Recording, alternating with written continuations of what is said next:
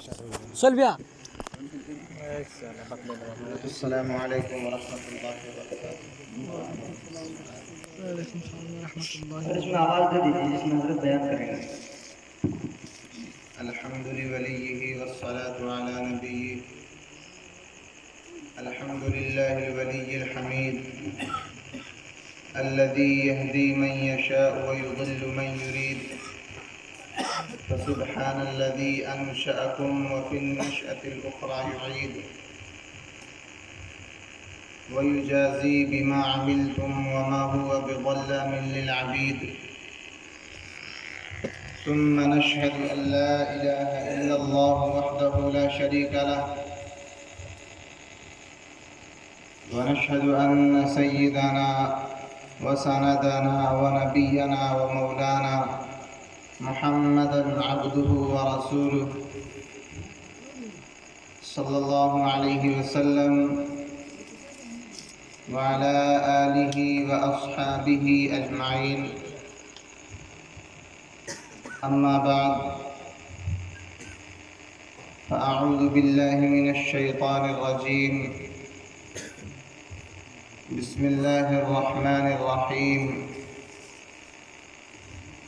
لقد كان لكم في رسول الله أسوة حسنة، وقال النبي صلى الله عليه وسلم: الحسين مني وأنا من الحسين، أو كما قال عليه الصلاة والسلام۔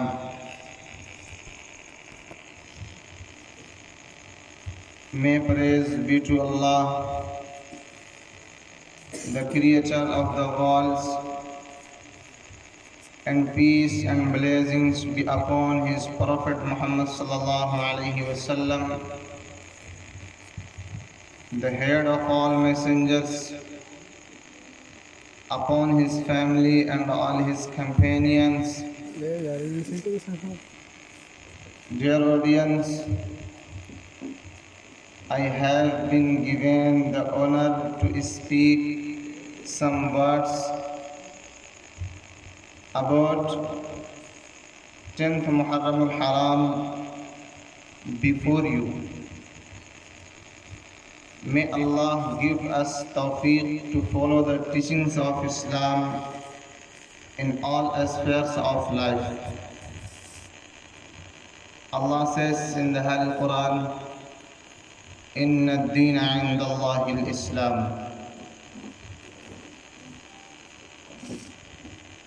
Aviktam vikti ma pannam manainate mama buddhaya, param bhavam ajananto mama viyamanuttamam, usturayassa parvahano vadhumanto divirdasha, varshamaratsin jihirti div ishmana upshipurus, लिंगछिदी शिकाहिना शिमशरोधारी सदोषका, उच्चलापी सर्वभक्षी भविष्यते जनोमम, विना कौलं च पश्वस्तिशां भक्ष्या मतामं, मुसलिनैव संसकारा कौशैर्भविष्यति, तस्मान मुसलवन्तो हि जातयो धर्म दोषका, इति पैशाच धर्मश्च भविष्यति मया कुर्ता, यदा यदा हि धर्मस्य ग्लानिर्भवति भारत, अभ्युत्थानम् अधर्मस्य तदात्मानं सृजाम्यहं, परित्राणाय साधूनां विनाशाय च दुष्कृतां, धर्म संस्थापनार्थाय संभवामि युगे युगे। अहिंसा सत्यं करोधस्त्याग, शान्तिरपैशुनं दया भूतेश्वरलोकतव मार्दवं हीरिचापलामा। यहाँ ना पक्षपात कुछ राखूं, वेद पुराण संत मत भाखूं, संवत विक्रम दो उंडा, महाकोप नश्चतुर प्रतंडा, राजनीति भवप्रीति दिखावे, आपन मत सबका समझावे, सुरन चतु सूदर सच्चारी, तिनको वंश भयो अति भारी, तब तक सुंदर मध्य कोया, बिना महामद पार न होया, तब से मानव जंतु भिखारी, समस्त नाथ अहिवर्तधारी, हर सुंदर निर्माण न होई, तुलसी वचन सत्य सच हो जाए। मुअज़्ज़ज़ व मुहतरम سامعین باتمکین، رونق افروز علماء کرام اور علاقے سے تشریف لائے ہوئے مہمانان اعظام،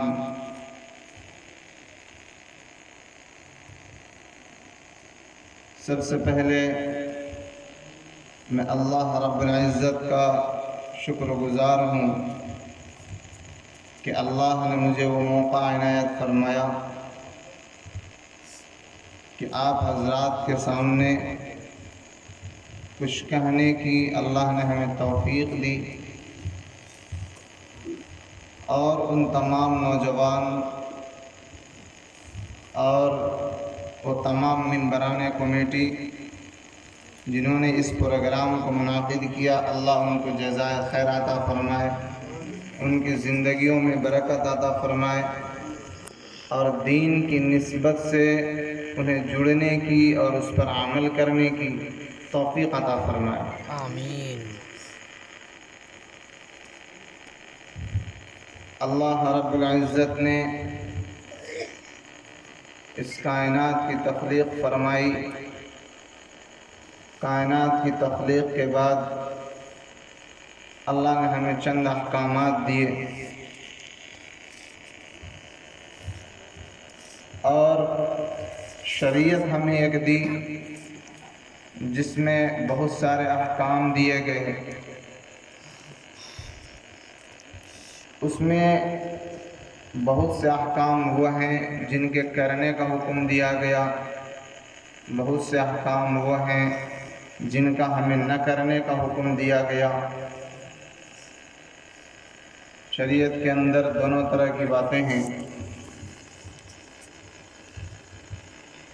اور انہی میں سے ایک محرم الحرام کا مہینہ ہے جس میں اللہ تعالیٰ نے ہمیں چند باتوں کا حکم فرمایا ہے اور بہت ساری چیزوں سے ہمیں روکا۔ آج ٹوڈے حافظ ضیاء الدین صاحب called me and he was saying that we are establishing a program, holding a program, and you will come there. انہوں نے فون کر کے کہا کہ آپ کو آنا پڑے گا، حافظ ضیاء الدین صاحب۔ ہم نے کہا کہ آپ کا پروگرام کس موضوع کی مناسبت سے ہے، آپ کے پروگرام کا مناسبت کیا ہے، کس تعلق سے پروگرام کروا رہے ہیں؟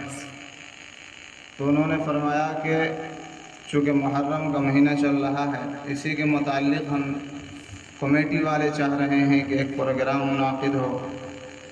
ہم نے ان سے گزارش کی، you are too late because 10th Muharram al-Haram I mean Ashura has gone، گزر چکا ہے۔ آپ کو اگر کرانا تھا تو پہلے کراتے، اس سے زیادہ فائدہ ہوتا لوگوں کو۔ تو انہوں نے کہا کہ آئندہ کے لیے تاکہ لوگوں کو سبق ملے۔ ہم نے کہا اچھی بات ہے، آئندہ کے لیے بات ہونی چاہیے۔ تو میں یہ عرض کر رہا تھا، اللہ تعالیٰ نے ہمیں بہت سارے احکامات دیے، اور ان احکامات میں سے بہت سے حکموں کو ہمیں کرنے کا حکم دیا گیا، بہت سے احکامات کو ہمیں نہ کرنے کا حکم دیا گیا۔ لیکن ایک انسان، ایک بندہ جن کو اللہ نے احکامات دیے،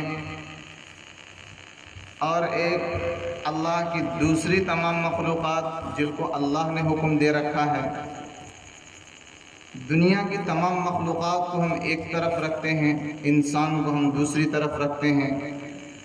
انسان بھی اللہ کی مخلوق، انسان کے علاوہ دوسری تمام چیزیں اللہ کے علاوہ جو بھی ہیں وہ اللہ کی مخلوق۔ مخلوق کے معنی ہوتے ہیں جسے بنایا جائے۔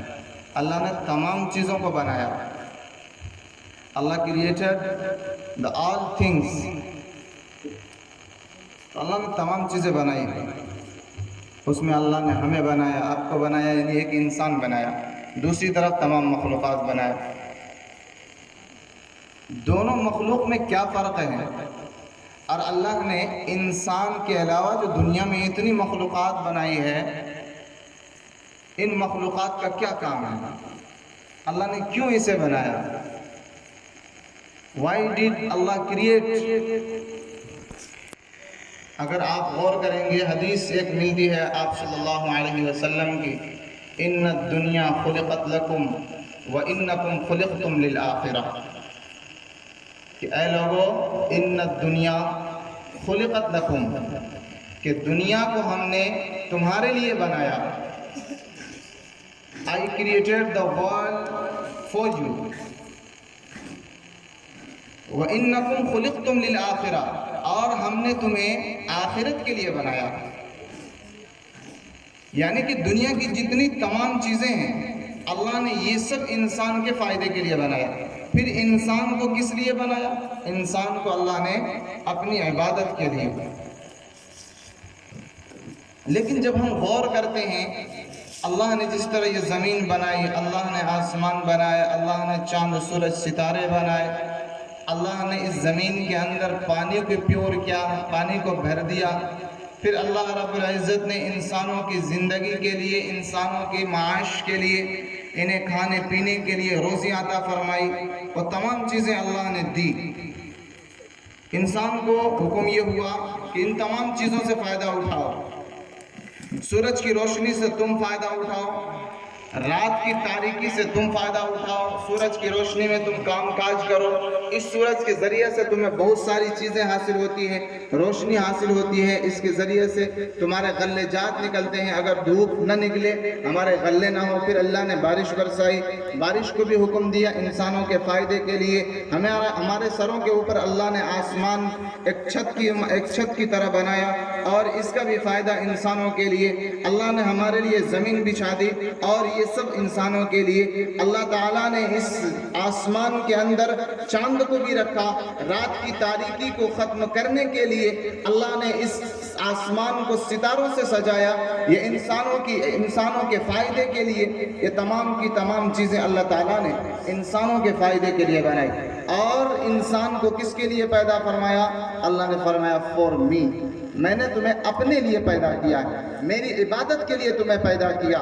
میں نے تمہیں جو مقصد تھا پیدا کرنے کا وہ یہ تھا کہ جب میں تمہیں دنیا کے اندر بھیج دوں تو دنیا کے اندر جا کر کے تم میری عبادت کرو گے, میری فرما برداری کرو گے, میرے نبی پاک صلی اللہ علیہ وسلم کے فرمودات کے مطابق تم زندگی گزارو گے. ہم تمہیں قرآن دیں گے, اس قرآن کے مطابق تم زندگی گزارو گے. اور انسانوں, تم تو اتنے چھوٹے ہو, تم تو بہت معمولی سے ہو, تمہاری حیثیت کوئی نہیں. ذرا غور تو کر اپنے اندر, تو کس چیز سے بنا ہے؟ ہم نے ان تمام مخلوقات کو حکم دیا.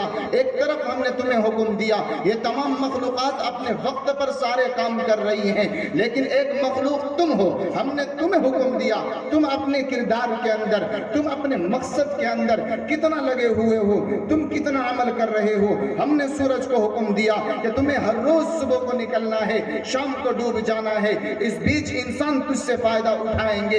ایک سیکنڈ کی دیر ہوئی بغیر سورج ہر روز نکلتا ہے, ہر روز وقت پہ ڈوبتا ہے. چاند ہر روز رات کی تاریکی میں نکلتا ہے, ہر روز ڈوبتا ہے. ہمارے لیے ستارے آسمانوں پر جھلملاتے ہیں. اللہ نے آسمان سے بارش کو ہمارے فائدے کے لیے پیدا فرمایا. بارش کو حکم ہوا زمین کے اندر اسٹور ہو جا, انسانوں کے نیڈ کے مطابق, ان کی ضرورت کے مطابق, جب اسے ضرورت ہو یہ تمہیں نکالیں گے اور استعمال کریں گے انسانوں کے فائدے کے لیے.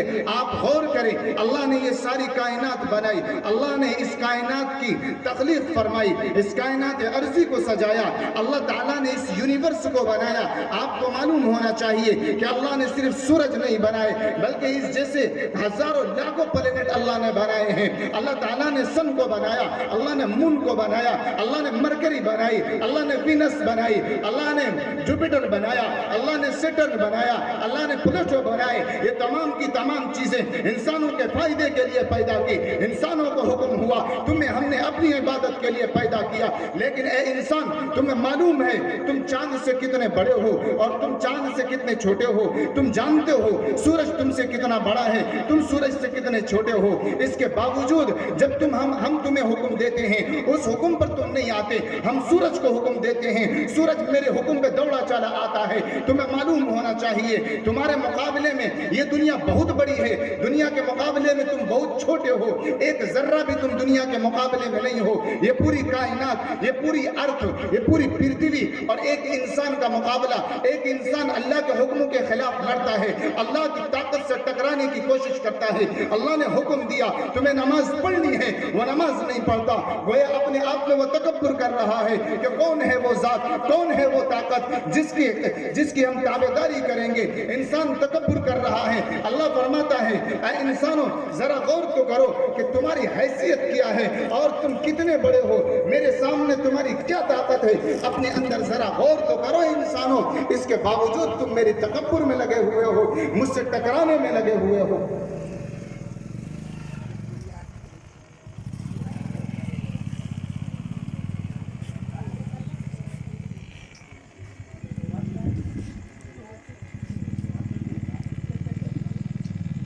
میں آواز کس طرح آتا ہوں، آواز کھول دیں اس کو۔ اللہ تعالیٰ نے ہم انسانوں کو بنایا اور ایک طرف اللہ نے سورج کو بنایا۔ یہ سورج سب سے پہلے تو انسان، ایک شخص اور پوری دنیا۔ آپ بتائیے ایک شخص کو آپ ایک طرف رکھیں، پوری دنیا کو آپ ایک طرف رکھیں، بتائیے دنیا کے مقابلے میں یہ شخص کتنا بڑا ہے؟ دنیا سے مراد پرتھوی جو ہمارا ارتھ ہے، جو ہماری زمین ہے، اس زمین کے اندر بھی اللہ تعالیٰ نے ہمارے لیے 71% پانی رکھا، 29% ہمارے لیے خشکی رکھی۔ اگر ہم بات صرف خشکی کی کرتے ہیں تو دنیا کی جتنی زمینیں، ان زمینوں کو ایک طرف، ایک انسان کو ایک طرف، کتنا بڑا انسان ہے یہ؟ ایسا جیسے ایک ریت کا میدان ہے اور اس میں ایک بالو جتنا بڑا ہے، اس میدان کے مقابلے میں ایک انسان اتنا ہی بڑا ہے پوری پرتھوی کے مقابلے میں۔ ایک انسان اتنا چھوٹا، ہم نے اسے حکم دیا، اس کے لیے ہم نے کائنات سجا دی، اس کے لیے ہم نے تمام چیزوں کو حکم دیا کہ اس کے مطابق تمہیں چلنا ہے۔ ہم نے دانے کو حکم دیا، جب انسان تمہیں زمین کے اندر ڈالے گا تمہیں میرے حکم سے اٹھنا ہے، انسان کو فائدہ پہنچانا ہے، اس کا پیٹ بھرنا ہے۔ ہم نے تمام چیزوں کو حکم دیا، ہر چیز اپنے وقت پہ کام کر رہی ہے۔ انسان میرے حکم سے مکر رہا ہے، انسان میرے حکم کے مطابق عمل نہیں کر رہا، تو اللہ تعالیٰ سمجھاتے ہیں تم دنیا کے مقابلے میں کتنے بڑے ہو، کچھ بھی نہیں ہو۔ اگر یہ کہا جائے ایک ریت کے برابر ہو، صرف تم ریت کے ایک دانے، بالو کے ایک دانے کے برابر ہو، تو یہ بھی زیادہ ہو جائے گا۔ پھر اللہ فرماتے ہیں، اور سائنسدانوں کی تحقیق ہے کہ یہ دنیا سے، اس پرتھوی سے یہ سورج کتنا بڑا ہے۔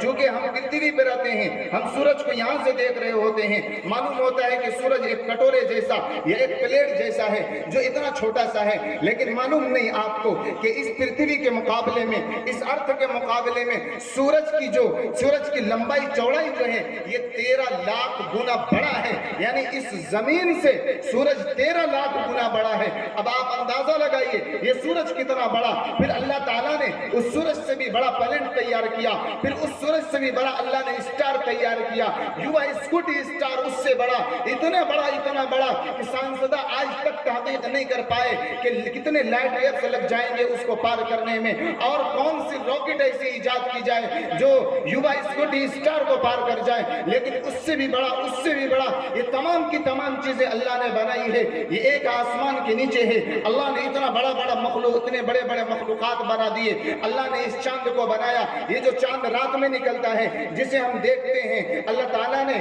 اس زمین کا 1/4 بنایا ہے اسے، یعنی کہ 1/4 حصہ۔ ہاں سورج تو دنیا کے مقابلے میں، اس زمین کے مقابلے میں 13 لاکھ گنا بڑا ہے۔ ہے، لیکن چاند اس زمین کے مقابلے میں 1/4 حصے کے برابر ہے۔ چاند بہت چھوٹا ہے، چاند ہم سے بہت نزدیک بھی ہے، 4 لاکھ کلومیٹر کے قریب۔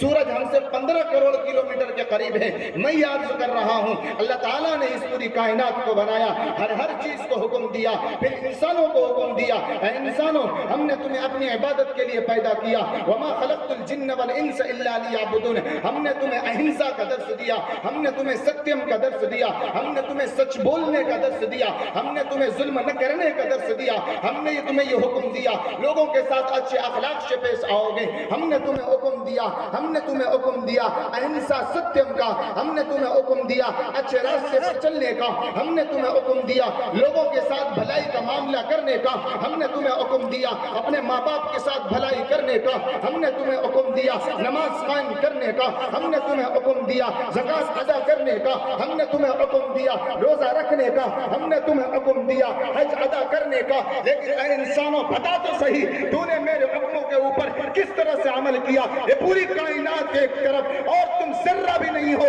اگر میری طاقت کا مقابلہ کرو، میری طاقت کو تم ایک طرف رکھو تو یہ جتنے بھی بڑے بڑے پلینٹ تمہیں دکھتے ہیں، یہ جتنے بھی بڑی مخلوقات ہیں، یہ صرف ایک آسمان کے نیچے ہیں، اس کے علاوہ 7 آسمان ہیں، وہ کتنے بڑے ہوں گے، ان میں سے کوئی بھی میرے حکم کی خلاف ورزی ذرہ برابر نہیں کرتی۔ اے انسان تم کتنے تکبر والے ہو، تمہارے اندر کیا چیز ہے، تم کس خمیر سے بنے ہوئے ہو، اپنی پیدائش میں تو غور کرو، تم کس چیز سے پیدا ہوئے ہو، اپنے پیدا ہونے کے بعد تو غور کرو، تم ہر روز کھانے میں اللہ کے محتاج ہو، کھانے کے بعد اسے نکالنے میں اللہ کے محتاج ہو، تم چلنے پھرنے میں اللہ کے محتاج ہو، تم بولنے میں اللہ کے محتاج ہو، تم دوسروں سے بات کرنے میں، دوسروں کے ساتھ تم رہائش اختیار کرنے میں اللہ کے محتاج ہو۔ اللہ تمہارا محتاج نہیں ہے، اللہ جب چاہے تمہیں نہیں پوری دنیا کو 2 منٹ کے اندر ختم کر دے، اور اس کے لیے اللہ کو کوئی بڑا کام نہیں کرنا،